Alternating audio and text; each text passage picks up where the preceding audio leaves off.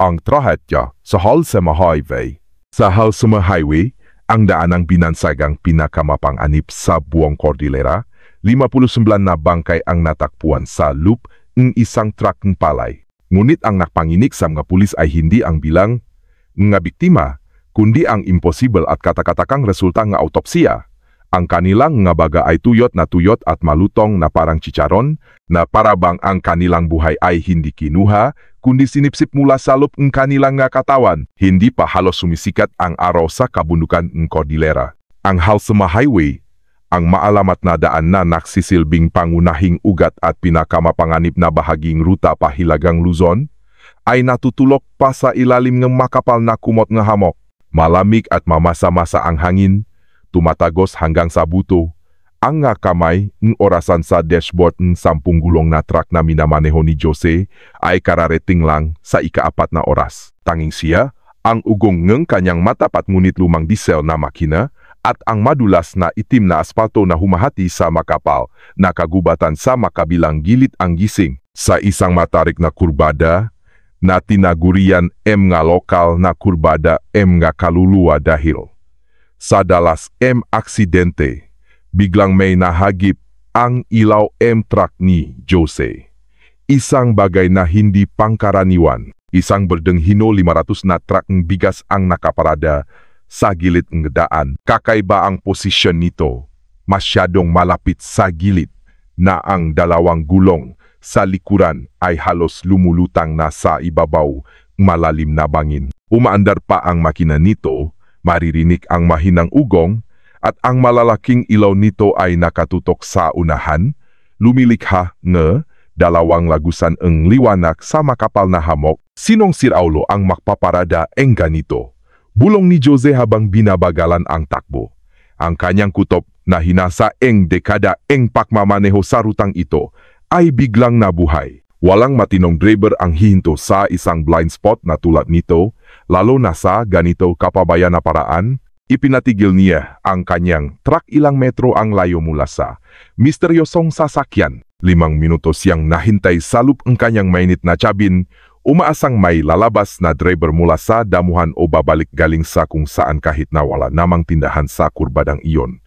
Ngunit walang nangyari. Tanging ang katahimikan na binabasag ng ugong ng makina ng dalawang truck. Ang pagtududa ay nagsimulang kumain sa kanyang kapanatagan.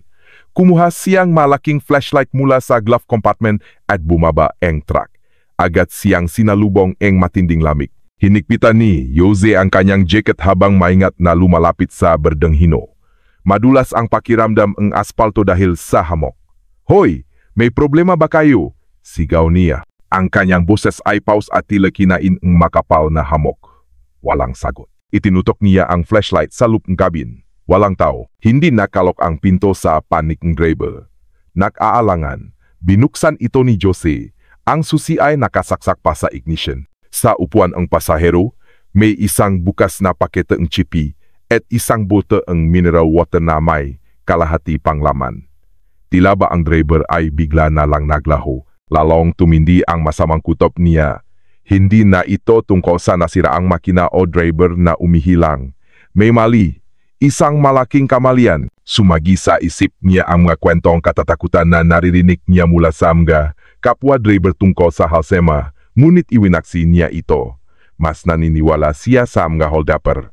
Ngunit kung hold-up, bakit iniwan ang truck na umaandar pa?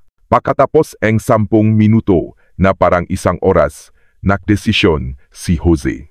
Bumalik siya sa kanyang truck, kinuha ang kanyang cellphone na pahirapan ang signal at hinanap ang numero na pinakamalapit na istasyon ng pulis sa Bontoc. Medyo nanginginig ang boses. Iniulat niya ang isang abandonadong truck sa kilometer 44 Gram Highway. Kalahating oras ang lumipas, dumating ang patrol car mula sa Bontoc Municipal Police Station. 2 pulis, ang veteranong si Sargento Cruz at ang mas batang si Cabo Reyes, ang bumaba na may mag-aantok pang muha. Sa una, inakala nilang isa lang itong OA na ulat tungkol sa isang nasiraang truck. "Ito po ba yon, Mang Jose?" tanong ni Sargento Cruz habang tinatanglawan flashlight ang truck. "Opo, Sargento. Kanina pa po ako nakihintay. Wala pong lumalabas," sagot ni Jose.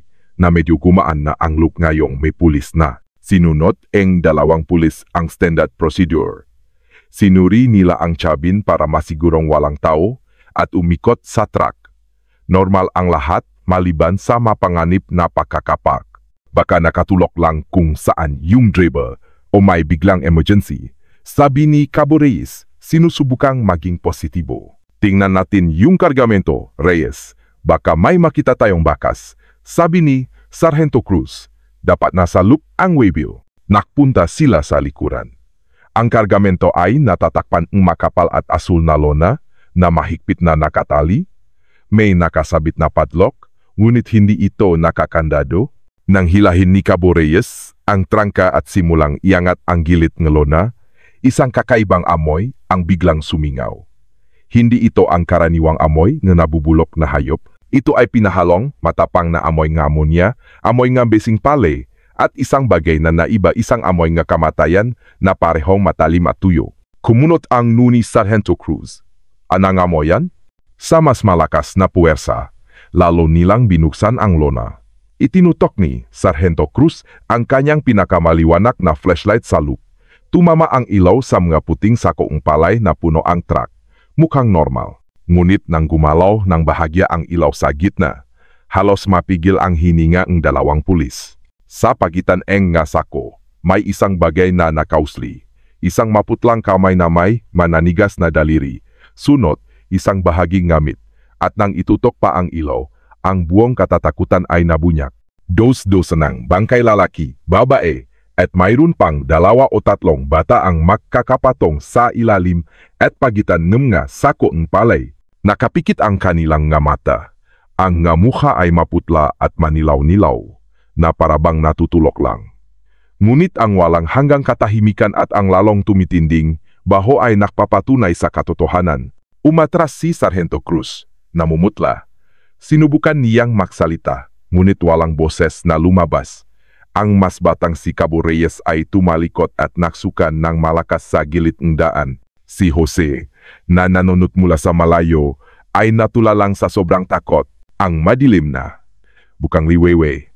Sa Halsema Highway nung umagang iyon ay naging piping saksi sa isang gumagalaw na kabaong. Nanginginig ang kamay. Kinuha ni Sargento Cruz ang kanyang radyo. Central.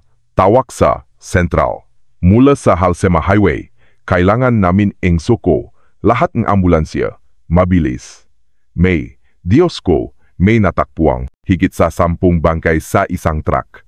Pautal-utal ang kanyang boses. Ang malamat na daan ay muling humingi nga alay. Ngunit sa pagkakataong ito, sapa ang hindi inaasahan ng sinuman. Nang sa wakas ay mapunit ang sikat ang araw ang kumot ang hamok, ang Halsema Highway ay naging entablado ang isang malawakang investigasyon. Ang dilaw na police line ay kumikinang laban sa basang kalsada at luntiang gubat. Dos-dos ng unipormadong pulis. Nga taga-soko na nakafes at nga ambulansya ang nakahilera. Sinisira ang katahimikan ng lugar. Sa gitna ang kaguluhan, isang itim na sedan ang huminto. Bumaba si Polis Colonel Richardo de Leon, isang lalaking malapit na sa 50.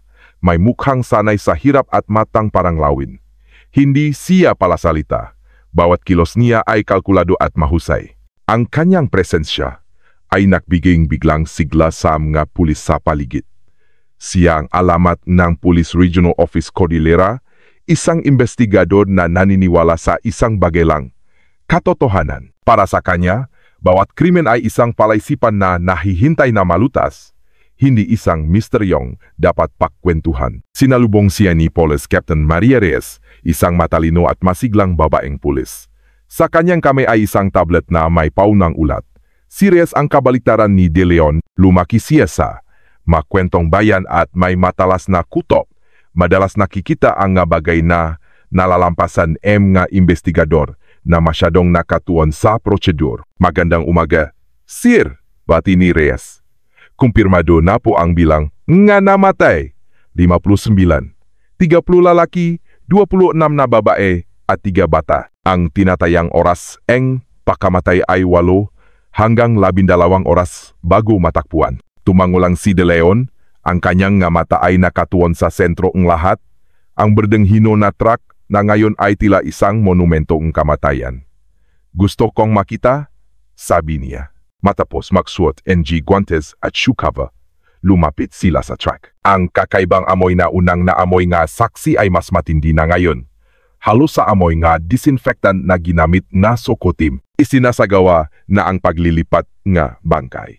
Bawat isa ay tahimik at may pagalang na inilalabas sa mga kulay kahel na body bag at inililipat sa mga ambulansya. Tumayo si De Leon sa gilid ng truck. Sumilip sa loop. Ang tanawin, kahit para sa isang veteranong tulad niya, ay yumanik sa kanyang kalooban. Hindi ito simpleng krimen. Ito ay isang tahimik na masaker. Napansin niya, walang senyales nga paglalaban. Walang tamang bala o saksak. Ang biktima ay nasa natural na posisyon na parabang sabay-sabay silang nakatulog bago dumating ang kamatayan. Anong impormasyon meron tayo, Reyes? Tanong ni De Leon. Hindi inaalis ang tingin sa loop ng truck. Iyon po ang problema, sir. Sagot ni Reyes. Wala po tayong kahit ano. Walang wallet, walang ID, walang cellphone, walang bagahe. Walang laman ang kanilang nga bulsa na parabang sinadya, silang gawing nga kaluluwang walang pangalan. Lumingon si De Leon kay Reyes. Nilinis. Masyadong maingat ang salarin. Gusto nilang bulak tayo mula sa simula. Umakyat siya sa medyo walang laman ng likuran ng truck. Maingat ang bawat hakbang. Lumuhod siya at sinuri ang isang sakong palay. Normal.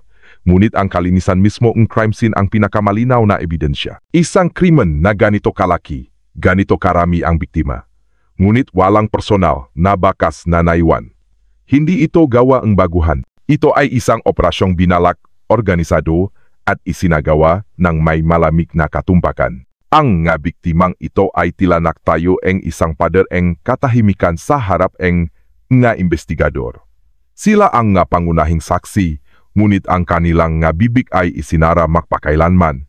Ang kanilang pagkakakilanlan ay binura, ang kanilang nga kwento ay pinatay. Ang natira ay ang numerong 59. Isang numero na napakalaki at nakakatakot. Ngunit sa likod nito ay 59 na buhay. Mapamilyang maaring nakahanap sa kanila. Tumutok tayo sa isang hibla na meron tayo. Utos ni De Leon, pakababa niya. Ang kanyang boses ay mabigat. Ang truck na ito. Suriin ang plaka at chassis number. Gusto kong malaman kung sino ang may-ari, saan galing, at saan pupunta. Sa loob ng isang oras, suriin ang lahat ng CCTV sa posibleng dinaanan nito mula Baguio. Imbestigahan ang lahat ng sangkot sa distribution line ng kumpanyang nakmamayari nito. Lumingon siyang muli sa truck at sa malalim na bangin ng halsema. Ang laki ng krimen ay nakasakal. Hindi ito isang ordinaryong kaso ng pagpatay. Ito ay isang pahayag. Hindi lang pumatay ang 59 na tao ang nasalarin, gusto nilang ipakita ang kanilang kapangyarihan ang kakayahang burahin ang dosa ng buhay ng walang iniwang anuman kundi isang malaking palaisipan. At sa gitna ng kaguluhan ng investigasyon, ramdam ni Colonel De Leon ang pader ng katahimikan na itinayo ng biktima. Ang kanyang misyon ngayon ay gibayin ang pader na iyon, isang blok sa bawat pagkakataon. 2 araw pagkatapos ang karumadumal na pagkatuklas, bumalik na sa normal ang hangin sa Halsema Highway. Ngunit ang lamig mula sa kaso ay lumipat sa morgue, ang isang ospital sa Baguio. Ang amoy nga formalin at disinfectant ay pilit na tinataboy ang amoy nga kamatayan, ngunit nabibigo sa ilalim na malupit na puting lawing fluorescent. Nahintay sina Colonel De Leon at Captain Reyes sa labas ng opisina ng heping forensic medicine. Ang paghihintay na ito ay pahirap, na walang pakakakilanlan at saksi. Ang ulat ng autopsya ang kanilang tanging pag-asa. Sa wakas, bumukas ang pinto at lumabas si Dra. Elena Santos. Siya ay isang babaeng nasa early 40s. May suot na manipis na salamin at seryosong ekspresyon, na parabang pasan niya ang bigat ng bawat buhay na nagtatapos sa kanyang mesa. Ngunit ngayon, may kakaiba sa kanyang mata, hindi lang pagod, kundi malalim na pakalito. Inanyayahan niya ang 2 investigador sa kanyang masikip na opisina. Nagsagawa na po akong paunang pagsusuri sa 12 random na bangkay, sabi niya. At sa tutulang, Colonel, sa 15 anyos ko sa propesyon na ito, ngayon lang ako nakakita ng ganito. Diretsuhin niyo na kami, doktora. Anong nangyari? Nasufokat sila sa lupong truck, tama ba? Humiling si Dra. Santos, dahilan para makatingginan sina De Leon at Reyes. Iyon ang pinakalohikal na teorya. Iyon din ang una kong hinala. Ngunit iba ang sinasabi ng pisikal na ebidensya. Sa kaso ng asphyxia o pagkamatay dahil sa pakukulong, ang karaniwang nakikita ay pulmonary edema pamamaga ng baga dahil sa likido. Madalas may mga malilit na pagdurugo, petekiae, sa mata at balat. Huminto siya sandali. Ngunit ang nakita namin sa lahat ng 59 na biktima ay ang eksaktong kabaliktaran. Anong ibig niyong sabihin? Tanong ni De Leon. Ang nga baga nila ay tuyot, sabi ni Dra. Santos, idiniin ang bawat salita. Hindi lang basta tuyo. Ang nga tissue, ang alveoli, ay dumanas ng matinding dehydration hanggang sa cellular level. Ang kondisyon nito ay napakanipis, halos parang potato chips. Nang sinubukan ang team ko na kumuha ang tissue sample, ang ilan ay nadurog na parang tuyong dahon. Walang likido, walang pamamaga. Tanging ganap na pakasira. Natahimik si De Leon. Ang kanyang mabilis na pag-isip ay tila huminto.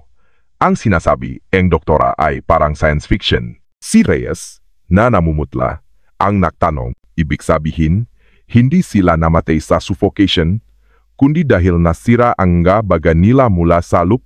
Tama, Kapitan, kumpirma ni Dra. Santos. Ang mekanismong kamatayan ay total respiratory failure dahil sa biglan at matinding pagkasira ng baga.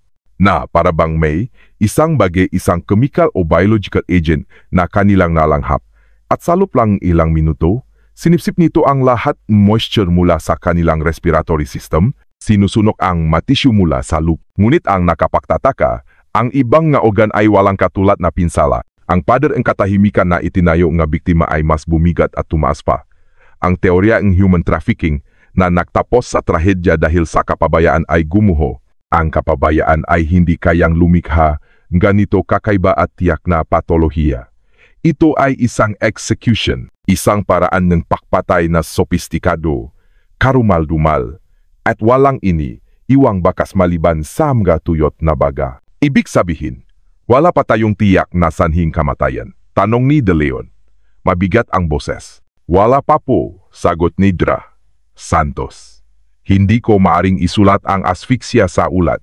Sa ngayon, maari ko lang ilagay na namatay dahil sa acute pulmonary tissue destruction, sanhi hindi matukoy. Magpapadala kami nga sample sa Maynila para sa mas detalyadong toxicological analysis, ngunit abutin iyon ing panahon. Lumabas sina De Leon at Reyes mula sa morgue na nanghihina. Ang mainit na hangin ng bagyo sa labas ay kabaliktaran ng lamig na gumagapang na ngayon sa ilalim ng kanilang nga balat.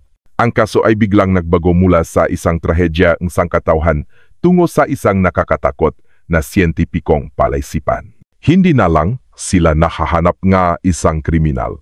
Hinahanap nila ang isang halimaw na may hawak na armas na kahit ang medikal na aham ay hindi mapangalanan. Sa gitna ng kawalan ang pag-asa, isang sinak ang liwanag ang lumitaw mula sa pinaka-nakakainip na bahagi ang investigasyon.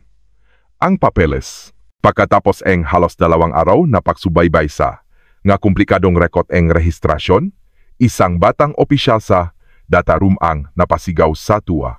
Ang chassis at engine number ang bedeng hino na truck ay sa wakas ay nakbigay ang pangalan ang may-ari. Vargas Grains Corporation, isang malaking kumpanya ng bigas sa Hilagang Luzon, at ang pangalan ng nag-isang may-ari ay nagpatigil kina Colonel De Leon at Captain Reyes. Mr. Manuel Manny Vargas, hindi banyaga ang pangalang iyon. Si Manny Vargas ay isang pampublikong figura, isang pilantropong negosyante na madalas lumabas sa mga lokal na pahayagan kapag nag-donate para sa pagpapatayo ng simbahan o ampunan. Malinis ang kanyang reputasyon. Ang pakonekta sa isang tulad niya sa massacre ng 50 dinlan na buhay ay parang paghahalo ng langis at tubig, ngunit ang katotohanan ay katotohanan. Ang truck ay kanya. Walang pag-aksaya ang oras, bumuo si De Leon ang isang team. Isang konvoy nga hindi nakasirenang sasakyan ang pulis ang dumaan sa mga kalsadang Baguio patungo sa isang industrial zone sa labas ang lungsod kung saan matatagpuan ang pangunahing bodega ng Vargas Grains. Ang lugar, ang bodega ay tahimik. Isang malaking karatula na medyo kinakalawang na ang sumalubong sa kanila. Vargas Grains Corporation. Sarado ang gate. Matapos itong sirain, pumasok ang team sa tactical formation. Ngunit ang natakpuan nila ay katahimikan. Walang ingayng makina ang gilingan, walang trabahador. Ang bodega ay walang laman. Nang itulak ang malaking, bakal na pinto ang pangunahing bodega. Ang unang anomalya ay naamoy. Hindi ang amoy nga sako at bigas, kundi ang mahinang amoy ng chlorine at panlinis. Ang malawak na samantadong sahig ay sobrang linis. May mga bahagi pangbasa na parabang kararating lang kuskusin. Masyadong malinis para sa isang bodega ang bigas, bulong ni De Leon. May natapakan siyang isang bagay na malutong. Lumuhot siya at dinampot ito. Ilang butil ingpale na nalaglag malapit sa isang siwang sapade. Nakaligtas sa paglilinis. Si Reyes, na sumusuri sa maliit na opisina, ay nakulat ang parehong bagay. Malinis ang nga mesa. Walang dokumento, walang laman ang nga drawer. Ang nga computer at CPU ay nawawala. Nilinis nila ang buong lugar, sir. Ito ang pangalawang crime scene. At tulad ang una, maingat ang sala rin sa pakbura ang nga bakas.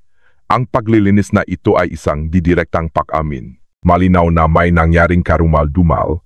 Dito bago simulan entrak ang kanyang nakamamatay na paglalakbay. Ang susunod na hakbang ay malinaw.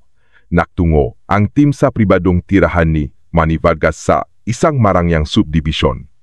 Madilim at walang tao ang malaking modernong bahay. Ang security guard ng subdivision, nang tanungin, ay kinakabahang ipinaliwanag na umalis si Mr. Vargas kasama ang kanyang asawa at dalawang anak nga 2 araw na ang nakalipas ang gabi bago natakpuan ang truck. Sabi po niya, magre-retreat lang daw sila sir. Biglaan daw po, sabi ang guard. May sumundo sa kanilang van, maraming malalaking maleta. Hindi na po ako nagtaka kasi madalas naman po silang bumiyahe. Isang biglang retreat. Isang perpekto at kahina-hinalang dahilan.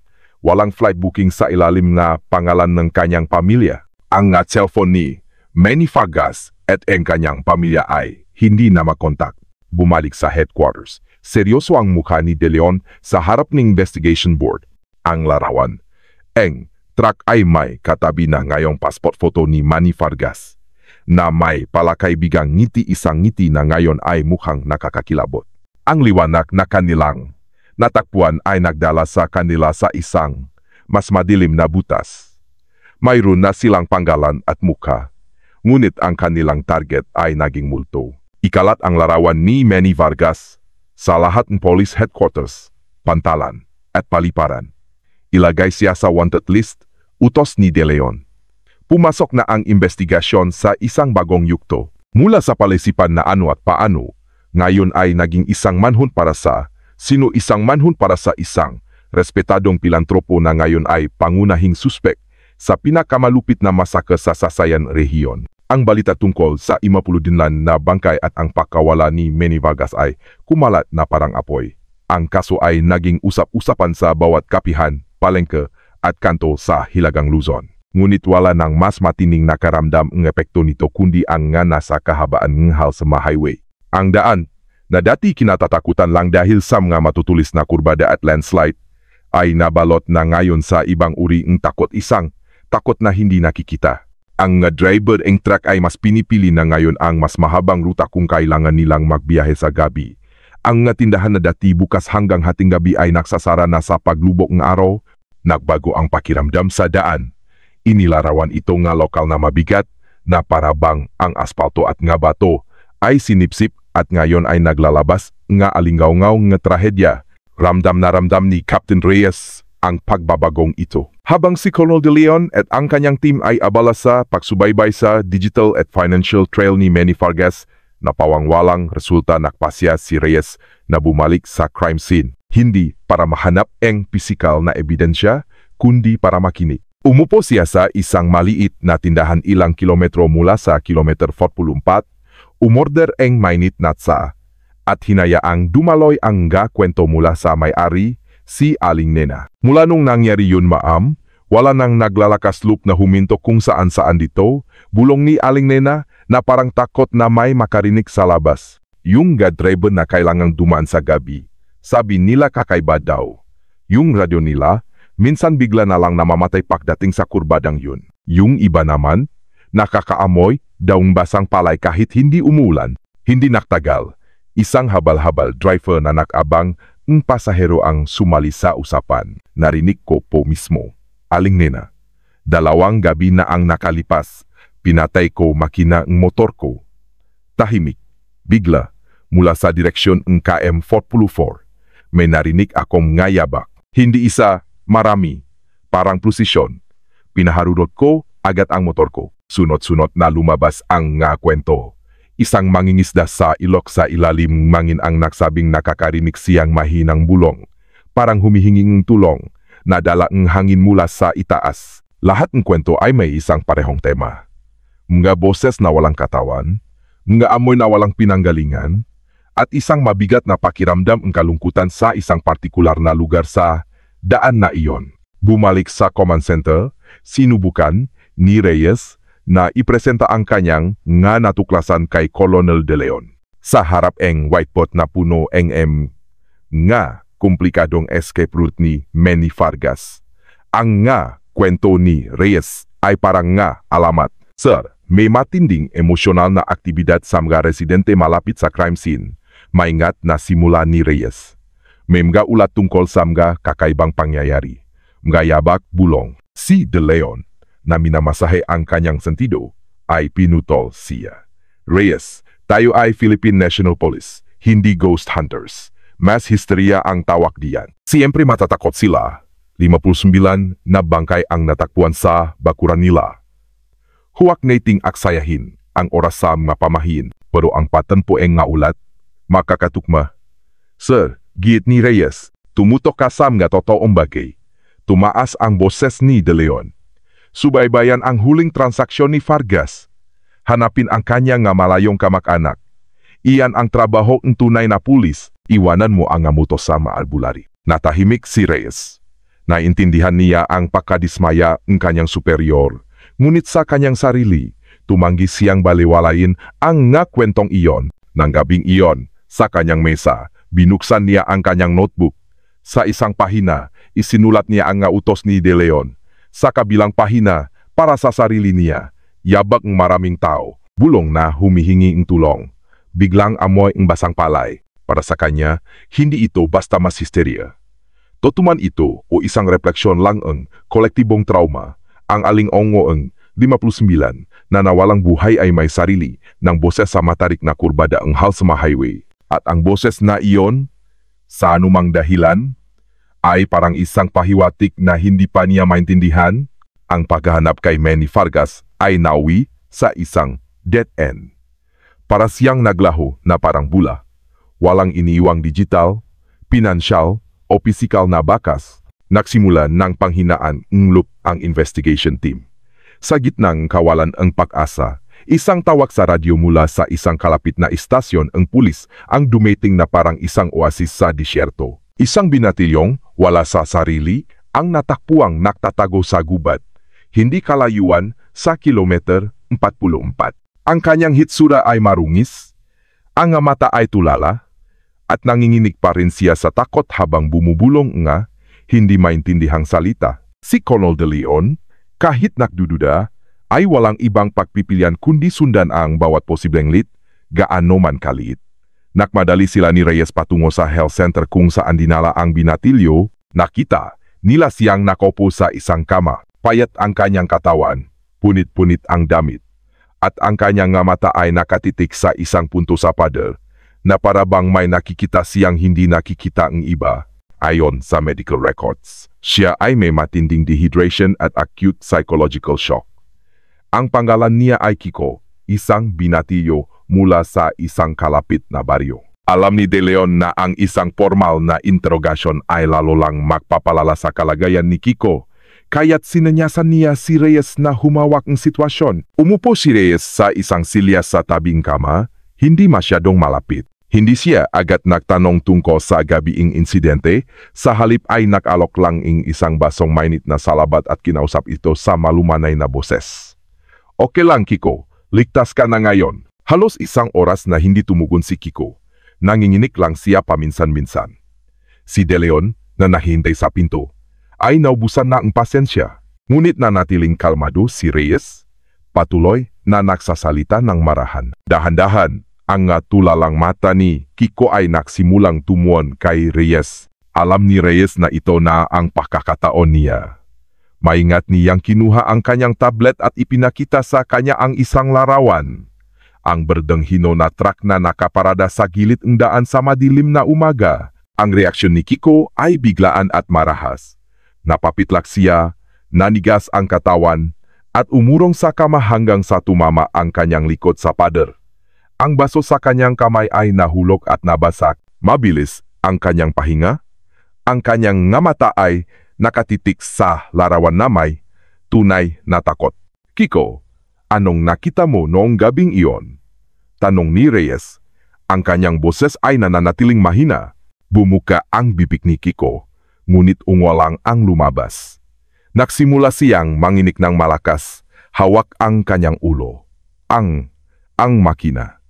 Ang lamig, pautaw-utaw niyang sabi, na parang hinuhugot mula sa isang madilim at traumatikong alaala. Ang truck Kiko, bakit ito huminto? Marahanggit ni Reyes. At sa gitna ng ipigil na pagigbi, tumingala si Kiko at tumingin ng diretso kay Reyes. Ang takot sa kanyang mamata ay napakatoto na kinilabutan si Reyes. Sa isang pause at nanginginig na boses, ibinulong niya ang salitang makmumulto sa kanilang investigasyon. Ang truck na yun, hindi po yun kusa huminto. Si De Leon, na nakarinig mula sa pinto, ay pumasok agad. Anong ibig mong sabihin? Sino ang nakpahinto? Ang driver? Umiling si Kiko, ng lalaki ang nga mata sa takot. Itinuro niya ang larawan ng truck sa tablet ni Reyes, nanginginig ang daliri. Sila, bulong niya. Sila sa loop ang nakpahinto. Pagkasabi ang pangungusap na iyon, na parabang naubos na ang lahat ng kanyang lakas, umikot ang gamata ni Kiko at nawalan siya ang malay. Nakmamadaling pumasok ang nurse, sina De Leon at Reyes ay naiwang nakatayo sa tahimik na pasilyo. Ang pader ng katahimikan ay sa wakas ay nakabitak, ngunit ang boses na lumabas ay nagsasalita ang isang wikang hindi makatwiran. Malinaw na nahahalusinate siya. Wala siya sa katinuan dahil sa takot. Sabi ni De Leon na parabang kinukumbinsi ang sarili. Maaring narinig niya ang biktima na kumakalampak sa loop bago sila namatay. At mali ang interpretasyon ng kanyang takot na isipan. Hindi sumagot si Reyes. Hindi niya malimutan ang mata ni Kiko. Hindi iyon ang mata ng isang taong nag-hallucinate. Iyon ang mata ng isang taong nakakita ng isang bagay na imposible, isang bagay na sumira sa kanyang sentido komun. Ang lohikal na paliwanag ni De Leon ay may katuturan, ngunit sa anumang dahilan, ito ay parang hungkak. Nakahanap sila ng isang saksi, ngunit ang kanyang testimonya, sa halip na magbigay ng liwanag, ay lalo silang hinilas sa isang mas malalim at hindi makatwirang kadiliman. 2 linggo ang lumipas mula sa nakakagulat na testimonya ni Kiko. 2 linggo na parang 2 taon sa investigation room ang Procor. Ang pag-asang umusbong matapos matakpuan ang saksi ay naglaho na, nag-iwan ang latak ng pagkadismaya at pagod. Ang testimonya ni Kiko, na masyadong hindi makatwiran para sundan, ay naging isang kakaibang footnote na lang sa lumalaking case file. Ang paghahanap kay Manny Vargas ay nanatiling bigo. Ang kapaligiran sa opisina ng special team ay naging mabigat. Ang maruruming tasa ng kape, umapaw na ashtray, at nakalat na dokumento ay naging piping saksi sa kanilang pagkapatas. Sa labas, lalong tumitindi ang pressure. Tinawag national media ang kaso na ang tahimik na trahedya sa Halsema at araw-araw, ang mukha ni Colon De Leon ay lumalabas sa TV na may parehong tanong. Bakit walang progreso? Ang pinakamabigat na pressure ay mula sa Maynila. Isang video call mula sa isang general sa Camp Crame ang lalong nakpalabo ang sitwasyon. De Leon, halos isang buwan na, umalingongo ang boses ng general mula sa speaker. Ang buong bansa ay naghihintay ng sagot. Ayoko nang makarinig ng mga ulat tungkol sa malalim na investigasyon. Gusto kong suspek. Anong ginagawa niyo diyan? Sinusubaybayan po namin ang lahat ng assets at business network ni Manny Vargas, General. Naniniwala po kaming siya ang susi, sagot ni De Leon. Sinusubukang panatilihin ang kanyang profesionalismo. Manny Vargas, multo na yan. Hindi ka makakahuli ing multo, Colonel. Wala akong pakialam sa mga kwentong kababalahan ing saksi mo o sa mga alamat ing daan na yan. Bigyan mo akong isang bagay na konkreto o kukunin ko ang kasong ito. Natapos ang tawag. Nag-iwan eng nakabibinging katahimikan. Isinara ni De Leon eng screen. Pakiramdam niya ay isa siyang kapitan ng barkong natigil sa gitna ng dagat na walang hangin. Nang gabing iyon, mag-isang nakopo si De Leon sa kanyang madilim na opisina. Tanging ang ilaw mula sa investigation board ang nagbibigay liwanag. Ang board na iyon ay parang isang monumento na ngayon ang kabiguan. Ang nakangiting larawan ni Vargas, ang diagram ing sobrang linis na bodega at sa isang sulok, ang maliit na tala ni Reyes tungkol sa testimonya ni Kiko. Sila salop ang nakpahinto. Lahat eng paraan na natutunan niya salop nga. Dekada ay tila inutil sa harap na kasong ito. Ang lohika at deduksyon ay paulit-ulit lang siyang ibinabangga sa parehong pader ng katahimikan. Sinubukan niyang muling buin ang lahat. Isang malinis na massacre, nga baga na tuyot na parang chicharon, isang suspek na perpektong naglaho, at isang saksing nagsasalita na parang sinapian. Ang katotohanan ito ay hindi bumubuo ng isang kumpletong larawan, kundi isang surreal na pinta na imposible. Pumasok si Reyes, na may dalang dalawang tasang mainit na kape. Nakita niya ang pagod at kawalan ng pag-asa sa mukha ng kanyang superior. Mayroon po tayong nakaligtaan, sir. Mahina niyang sabi, isang bagay na nasa harap na natin pero hindi natin nakikita. Ano pa ang natitira, Reyes? Paus na sabi ni De Leon. Binaliktat na natin ang lahat. Ang resulta, 0. Baka po masyado tayong nakatuon kay Manny Vargas. Maingat na sabi ni Reyes. Hinahabol natin ang anino ni isang taong wala na. Pero, baka kulang ang atensyon na ibinigay natin sa iniwan niya? Ang truck, ang kargamento, ang alsan na si De Leon. Ngunit may sinindihan ang salita ni Reyes sa kanyang isipan. Isang blind spot. Sa buong panahong ito, nakatuon sila sa sino at kinalimutan nilang magtanong ng mas malalim tungkol sa ano at paano. Inakala nilang ang kargamento ay palay, at ang biktima ay mailigal na pasahero. Ngunit paano kung mali ang pangunahing palagay na iyon? Isang bagong lakas na ipinanganak mula sa desperasyon ang dumaloy sa katawan ni De Leon. Tumayo siya, ang kanyang dating nanlulumong nga mata ay muling naging matalas. Mabilis siyang lumabas eng kwarto at binuksan ang lahat eng ilaw sa investigation room. Kinaising ang ilang opisyal na natutulog sa kanilang mesa. Meeting. Gayon din, utos niya. Babalik tayo sa simula. Gusto kong muling suriin ang bawat ulat ng laboratorio, bawat larawan sa crime scene, bawat paunang tala. Kalimutan mo na si Manny Vargas. Ipagpalagay natin ngayon lang natin natakpuan ang truck.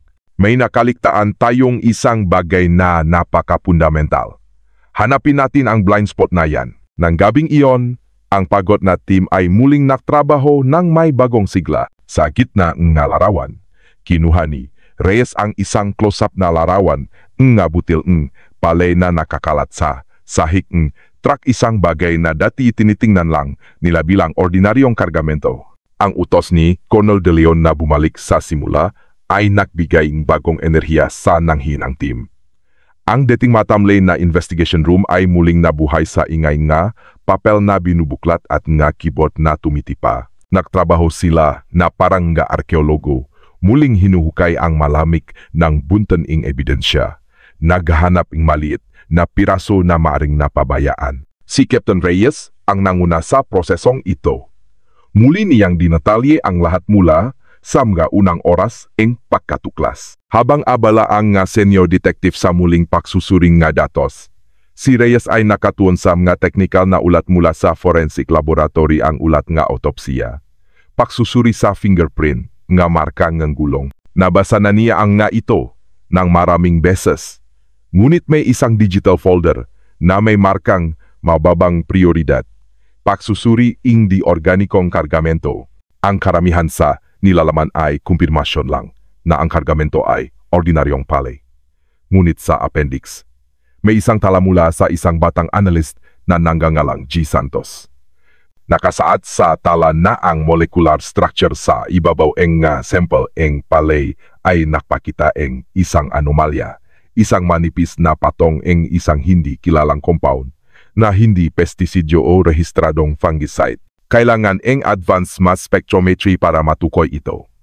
Ang tala ay may petsang 3 linggo na ang nakalipas, natabunan sa ilalim ng daan-daang iba pang ulat at hindi na natuloy dahil itinuring na hindi mahalaga.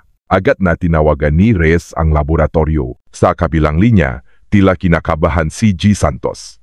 Opo, Kapitan, alanganing sabi niya. Naalala ko po yung anomalya. Hindi ko na po tinuloy kasi nalipat ang prioridad sa ibang kaso. Ituloy mo ngayon din, Mr. Santos, maring sabi ni Reyes. Kailangan ko ang resulta na pagtukoy sa compound na iyan sa lalong madaling panahon. Direktang utos ito mula kay Colonel De Leon. Ang utos ay tila isang latigo.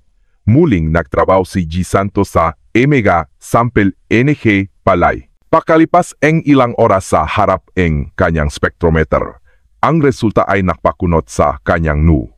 Ang compound ay isang komplikadong synthetic polymer. Wala sa anumang database. Ang istruktura nito ay idinisenyo para sa isang layunin. Ang manghuli ng molekula ng tubig.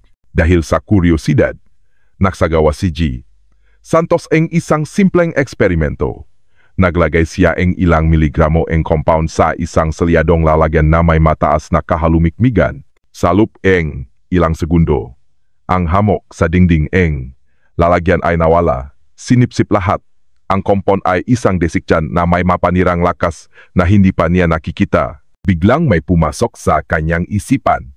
Ilang linggo na ang nakalipas, pinag-usapan sa buong laboratorio ang kakaibang ulat ng autopsya ni Dra. Santos tungkol sa mga baga na tuyot na parang chicharon. Bumilis ang tiboking puso ni G. Santos. Tiningnan niya ang butil ng palay sa ilalim ng mikroskopyo. Pagkatapos ay ang data sa kanyang computer. Isang desiktian, matuyot na baga, isang kargamentong palay, ang nga piraso ng puzzle na dating makahiwalay ay biglang nakaduktong sa kanyang isipan. Bumubuo ang isang nakakatakot na larawan. Nanginginig ang kamay. Tinawagan niya si Reyes. Isang oras ang lumipas. Si G. Santos ay nakatayo sa harap ni na Colonel De Leon, Reyes at ing mga senior officer. Sa isang malaking projector screen sa likod niya ay isang microscopic na imaheng isang butil ni palay na nababalutan ni maliliit na kristal. Ang compound na ito simula ni G. Santos ay may matinding hygroscopic o sumisipsipi NG moisture na katangian. Kung malalanghap bilang alikabok sa isang mamasa-masa at mainit na kapaligiran tulad ng bagaeng tao, ang reaksyon ay mabilis at mapanira.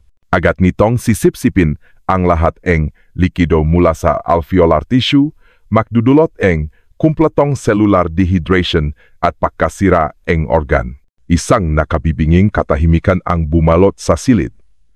Ang kalmado at siyentipikong paliwanag ni G. Santos ay mas nakakatakot kaysa sa anumang kwentong multo. Ang medikal na palaisipan na bumagabak kay Dra. Santos at sa buong team ay nalutas na. Hindi multo, hindi guess. Ang sandataang pakpatay ay ang mismong nga butil ng palay. Isang maliit na tagas lang mula sa isang sako ay sapat na, patuloy ni G. Santos. Sa lupeng selyadong likuran ng truck, madaling kakalat ang alikabok mula sa compound na ito. Ang nga biktima, hindi man lang nila mararamdaman na nasasakal sila. Ang kanilang nga baga ay masisira sa loop. Eng ilang minuto, nakatitik si De Leon sa larawan ng butil, ng palay. Ang kanyang mukha ay parang bato. Ang blind spot sa wakas ay nakita na. Sa buong panahon, hinahanap nila ang sandata sa kamayng salarin, samantalang ang sandata ay ang mismong kargamento. Nahanap na nila ang sagot sa paano. Ngunit ang pagtuklas na ito ay nakbunga ng isang bago, mas malaki at mas nakakatakot na tanong. Para saan? Sino ang lilikha at magpupuslip ng ganito kalupit na sandatang kemikal na nakabalat kayo bilang isang pangunahing pakayan? Ang pagtuklas ni G. Santos ay parang susi na nagbukas ng isang lihim na pinto. Sa whiteboard, binura ni Colonel De Leon ang lahat numang teorya tungkol sa human trafficking. Ang kanyang mukha ay seryoso, ngunit ang kanyang mata ay nakalap sa determinasyon. Mali tayo sa lahat, sabi niya sa kanyang team. Inakala nating ito ay isang kaso ng human trafficking na nawi sa trahedya. Iyon ang ating assumption. Pero paano kung baliktarin natin? Paano kung ito ay isang matagumpay na operasyon nga pagpupuslit na mapanganib na kargamento na hindi sinasadyang ikinamatay ng 59 na tao? Ang katahimikan ay bumalot sa silid habang pinoproseso ng lahat ang bagong pananaw. Bigla, lahat nga anomalya ay nagsimulang makaroon na sesi. Ang nilinis na budiga, sabi ni Reyes, na lalaki ang mata. Ngayon, may katuturan na hindi nililinis ni Manny Vargas ang bakas ng 59 na iligal na migrante. Nililinis niya ang bakas ng isang napakadelikadong kemikal. At ang biktimang walang ID, dagdag nga isang investigador. Sila ang perpektong panakiputas. Kung sila ay mga undocumented foreign worker, walang maghahanap sa kanila agad. Ang kanilang pagkamatay, kahit hindi planado, ay naging perpektong cover-up para sa isang mas malaking krimen. Lahat ay naging malino. Ang paglaw ni Manny Vargas ay hindi dahil sa konsensya, kundi dahil sa pagpanik ng isang malaking kriminal na ang pangunahing operasyon ay nanganganib na mabunyag dahil sa isang aksidente sa trabaho. Maging ang testimonya ni Kiko ay nakaroon ng lohikal na paliwanag. Ang kalampak at sigaw nga biktima habang nararamdaman nila ang epekto nga compound na inakala nga traumatized na isip ni Kiko bilang isang supernatural na kaganapan. Itiji ang paghahanap sa mga trail in human trafficking, utos ni De Leon. Gusto kong hukayin ang cybercrime unit ang mga koneksyon ni Vargas sa mga kumpanya ng kemikal, laboratorio, o mga multinational na agrikultura. Hanapin ang malalaking financial trail mula sa ibang bansa. Ang utos na iyon ay nakbukas ang kahon ni Pandora. Sa loob ng 12 oras, napasok ang cybercrime team ang isang naka-encrypt na server na nakatago sa likod ng malehitimong negosyo ni Vargas. Sa loob, hindi talaan ng human trafficking ang kanilang nakita, kundi isang bagay na mas nakakatakot. Nakahanap sila ng isang folder na pinanggalan ng Project Leon. Ito po ay layong pale. Sir, ulat ng hepeng cybercrime team, namumutla ang mukha. Ipinakita niya sa screen ang isang serye mga email sa pagitan ni Manny Vargas at isang ahente n isang dambuhalang kumpanyang agrikultural mula sa Europa. Malinaw na nabunyag ang masamang plano. Si Manny Vargas ay inupahan bilang field operator para sa isang malawakang industrial sabotage. Ang layong palay ay code para sa palay na pinahiran ing dissection compound. Ang plano ay ipuslit ang nga toneladang lason na palay na ito sa nga silo ng Luzon Harvest Incorporated, ang kanilang pangunahing kakumpetensya sa Pilipinas. Ang compound ay dahan-dahang kikilos, sisirain ang libu-libong toneladang palay mula sa loop, magdudulot ng malawakang pakalugi, at sa huli, ang pakbaksak ng kanilang karibal, si Manny Vargas ang kanilang sandata para monopolisahin ang merkado ng bigas sa bansa. At ang 59 na biktima, sila ay sideline ni Vargas na ginamit ang parehong truck para magpuslit ng mga undocumented na manggagawa, isang pabayang hakbang para makatipid. Hindi niya inasahan na masisira ang proteksyon na patong sa isa sa mga sako na magdudulot nga nakamamatay na tagas. Nakatitik si De Leon sa logo ng multinational na kumpanya sa screen. Ang kasong nagsimula sa isang abandonadong truck sa isang liblib na daan ay nagbago na. Hindi na ito simpleng massacre. Ito ay corporate terrorism.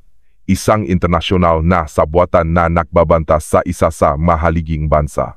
Ang mukha ng kanilang kalaban ay hindi na lang si Manny Vargas, kundi isang dambuhalang korporasyon na walang mukha na nagtatago sa likod ng skyscraper sa kabilang panig ng mundo. Hindi na ito tungkol sa 50 na buhay, Reyes, bulong ni De Leon. Ito ay tungkol sa seguridad sa pakay ng ating bansa. Ang pagkakabunyak ang sabuatan ng Leong Palay ay nagbago sa lahat. Ang kaso sa Halsema Highway ay tinasa estado ng isang pambansang banta sa seguridad. Ang investigation room ay napuno na nayuninga eksperto mula sa iba't ibang ahensya sa Maynila, may ni financial intelligence analyst, mga cyber expert mula sa PNP National Headquarters at mga opisyal mula sa Special Action Force. Ang paghahanap kay Manny Vargas ay hindi na lamang pagtugis sa isang suspek. Ito ay isang operasyon upang arestuhin ang isang mahalagang tao sa isang network ng corporate terrorism. Sa halos walang limitasyon nga mapakukunan, ang pader na itinayo ni Vargas sa kanyang paligid ay nagsimulang gumuho. Isang batang financial analyst habang sinusuri ang parehong data na tiningnan ng team ni De Leon ay nakahanap ng isang anomalya. Hindi sa personal na account ni Vargas, kundi sa isang tila dorman na offshore shell company. Ilang araw pagkatapos matakbuhan ang truck, ang kumpanyang iyon ay nagkaroon ng isang malaking transaksyon. Isang pagbabayad sa pamamagitan ng cryptocurrency sa isang anonymous na account. Ito ang unang malaking pagkakamali ni Vargas. Sa loob ng ilang oras, natukoy nga eksperto ang tatanggap ng bayad. Isang fixer na dalubhasa sa illegal na pagtakas na nag-operate sa Baybayin, Palawan. Sa ilalim ng matinding interogasyon, bumigay ang fixer. Inamin niyang nakayos siyang isang bangkang pangisda para ihatid ang isang pamilya, isang lalaki, isang babae, at 2 bata mula sa isang iligal na daungan malapit sa Puerto Princesa. Ang destinasyon, isang pansamantalang tagwan, isang maliit at liblib na isla sa dagat Sulu na halos wala sa mapa. Isla Perdido. Ang perpektong lugar para mahintay ang tulong mula sa kanyang nga kasabwat. Ang impormasyong ito ay nag-trigger na bilis na pagkilos. Isang joint arrest operation ang agad na binuo, pinamunuan ni Colonel De Leon na may buong suporta mula sa Special Action Force. Nang gabing iyon, umalis sila. 2 mabilis na patrol boat ang humahati sa madilim na karagatan, patay ang nga ilaw. Sa umuugang dek ng bangka, tumayo si Reyes sa tabi ni De Leon. Ang 2 nagsimula sa kasong ito gamit lang ang isang flashlight. Sa isang madilim na kurbada ay nakaswot na ngayon ang bulletproof vest at kasama ang nga elite forces ing bansa. Hindi ko akalain na ito hahantong, sabi ni Reyes. Ang kanyang boses ay halos lamunin nge ugong nge makina. Ang malalaking krimen ay laging nagsisimula sa maliit na kasakiman. Reyes, sagot ni De Leon, ang kanyang nga mata ay nakatuon sa madilim na abutano. Naging sakim lang si Vargas para sa dagdag na kita sa kanyang sightline. Ang kasakimang iyon ang nagpabagsak sa buong imperyo niya. Pagsapit ang madaling araw, isang anino ang kalupaan ang lumitaw. Isla Perdido. Kinumpirma ang impormasyon mula sa mga lokal na mangingisda na ang kanilang target ay nanunuluyan sa isang kubo sa hilagang baybayin ang isla. Habang bumabagal ang nga bangka, ang commander ng SAF ay nagbigay ng huling utos. Sinuri ng team ang kanilang nga armas. Ang kanilang nga mukha ay determinado. Ang mahigit 1 buwang pagtugis ay magtatapos na dito. Mula sa kanyang night vision goggles, nakita ni De Leon ang isang mahinang ilaw mula sa kubo. Nandiyan sila. Alpha Team, dumaan sa gubat, bulong ang commander sa radyo. Bravo Team, sumama sa akin at kay Colonel De Leon. Tayo ang sasalakay mula sa dalampasigan. Hintayin ang aking senyas. Kilos, habang sumisikat ang araw sa silangang bahagi ng Isla Perdido. Ang operasyon ay tahimik na nagsimula. Pinalibutan ni pinaksamang team ang kubo na nagsisilbing huling kanlungan ni Manny Vargas. Walang babala sa isang senyas, sabay-sabay na sinira ang pinto at mabintana. Sa loob, ang kanilang nakita ay hindi isang crime lord na handang lumaban, kundi isang kaawa-awang larawan ni isang pamilya. Si Manny Vargas, magulo ang buhok at hindi ahit, ay nakasulok, yakap ang kanyang umiiyak na asawa at 2 anak. Ang mukha na dating napapakita ng pangyarihan at kabaitan ay isa na ngayong larawan ng kawalan ng pag-asa at takot. Sumuko siya ng walang paglaban.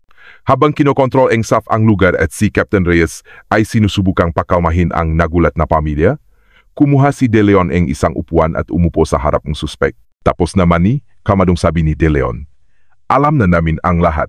Ang Project Leon, ang kumpanya sa Europa. Alam na namin. Itinaas ni Manny Vargas ang kanyang ulo. Sa kanyang mga mata, wala nang kasinungalingan. Tanging ganap na pagkatalo. Sa isang pause at desperadong boses, nagsimula siyang magsalita. Ang pag-amin ay dumaloy na parang isang nasirang dam. Dapat sana'y malinis na trabaho lang, bulong niya. Ilipat lang ang kargamento, ipuslit sa budiga ang kalaban. Masyadong malaki ang pera para tanggihan. Sabi nila walang masasaktan, ikinuwento niya kung paano siya natukso ng bilyon-bilyong piso para sa sabotage. Ngunit hindi doon natapos ang kanyang kasakiman. Kasabay nito, may alok akong natanggap para magsakay ng mga undocumented worker. Para lang makatipid sa isang biyahe, pag-amin niya, nanginginig ang boses. Isang napakababaw na dahilan para sa 59 na buhay. Akala ko ligtas. Ang nasa ko ay may espesyal na selyo. Pero siguro, may isang napunit habang nakakarga. Tumawag sa akin ang driver ko noong gabing iyon. Nakpapanik siya. Lumapit si De Leon. Ayaw makaligtaan kahit isang salita. Ito ang nawawalang piraso. Sumisigaw siya sa telepono. Kuwento ni Vargas. Sabi niya may kakaibang ingay sa likod. Malalakas na kalampak. Parang nakwawala yung nga tao. Natakot siya. Akala niya may multo. Sabi daw nila, pahintuin. Inutusan ko siyang magpatuloy, pero hindi siya nakinig.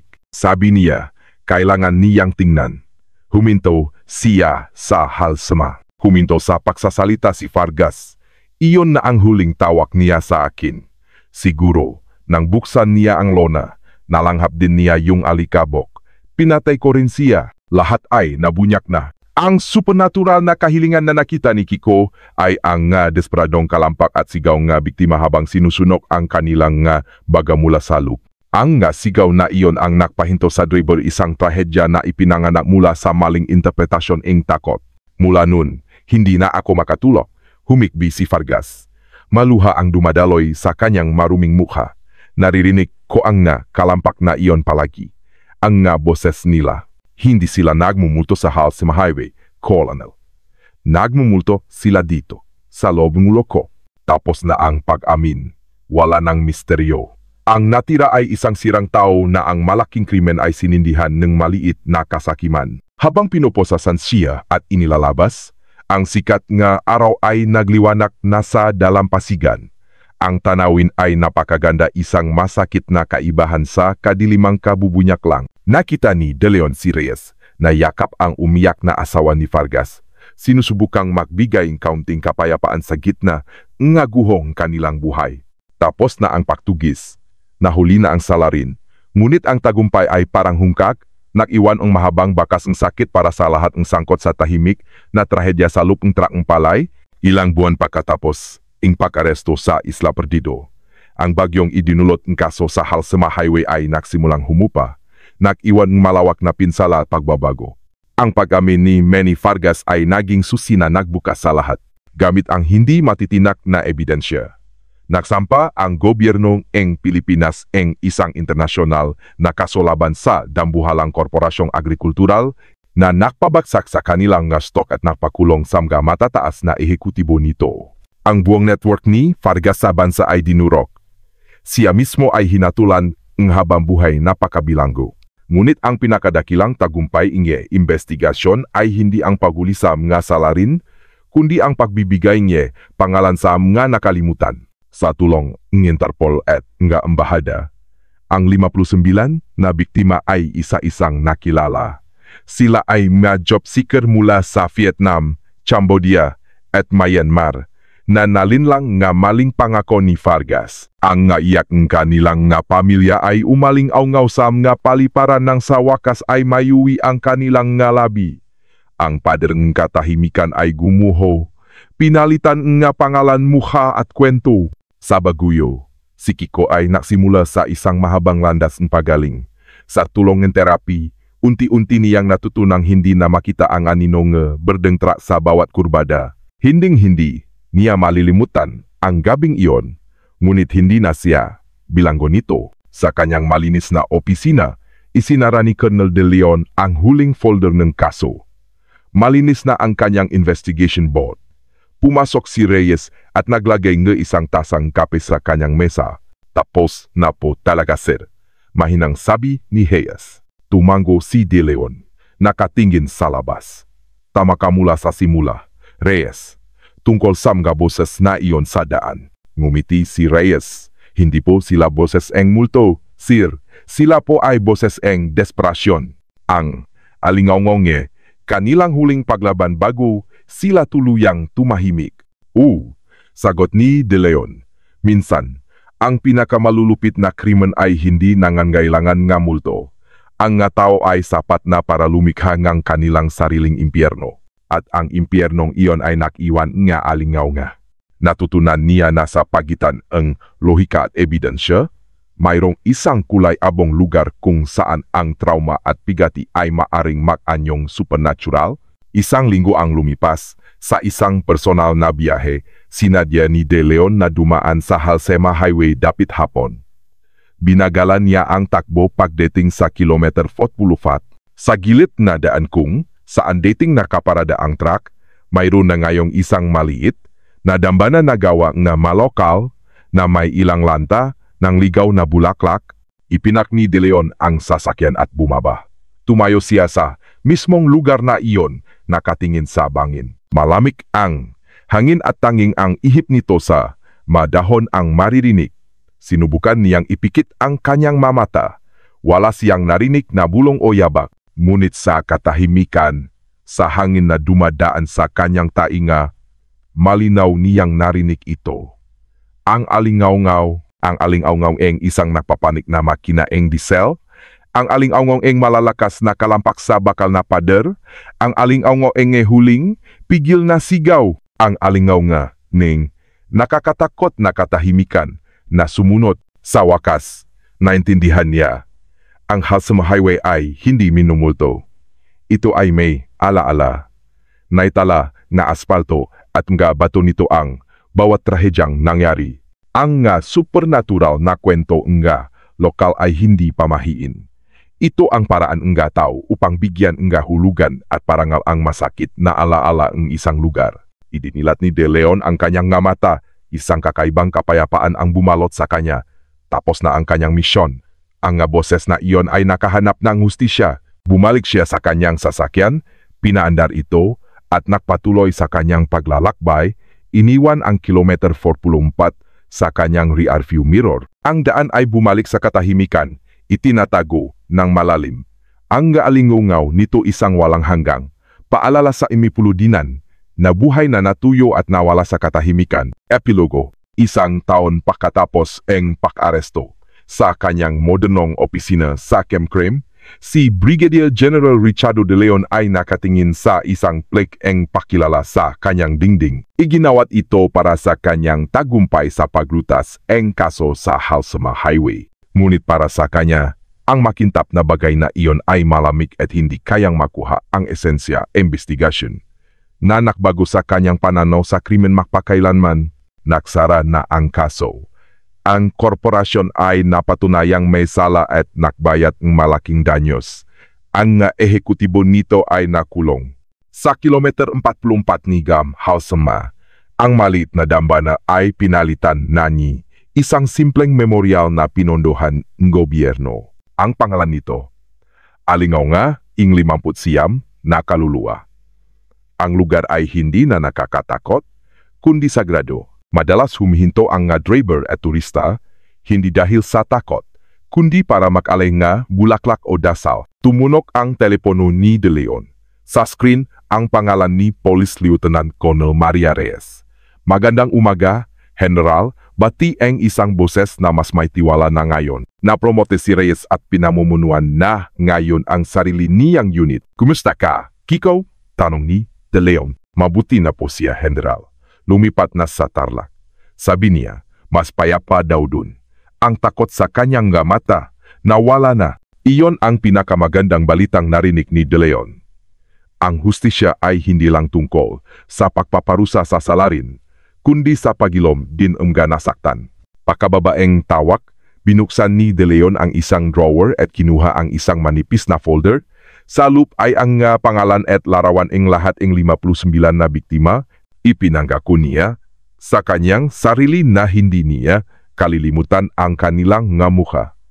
Upang masigurong hindi na sila magiging numero lamang muli. Hindi na sila isang pader nga tahimikan, kundi 59 na dahilan kung bakit niya patuloy na iniaalay ang sarili sa kanyang trabaho. Tinuruan siya ang kaso sa Halsema Highway na ang pinakamalulupit na krimen ay madalas na hindi nakiwan ng komplikadong forensik na bakas, kundi mga psikolohikal na peklat sa isang lugar at komunidad. Natutunan niyang ang kutob at pakikiramay ang kakayahang pakinggan ang aling-aungaw nga trahedya ay kasing halaga ang lohikal na pagsusuri at pisikal na ebidensya. Alam niya na ang alingongo mula sa matarik na kurbadang iyon ay mananatiling bahagi.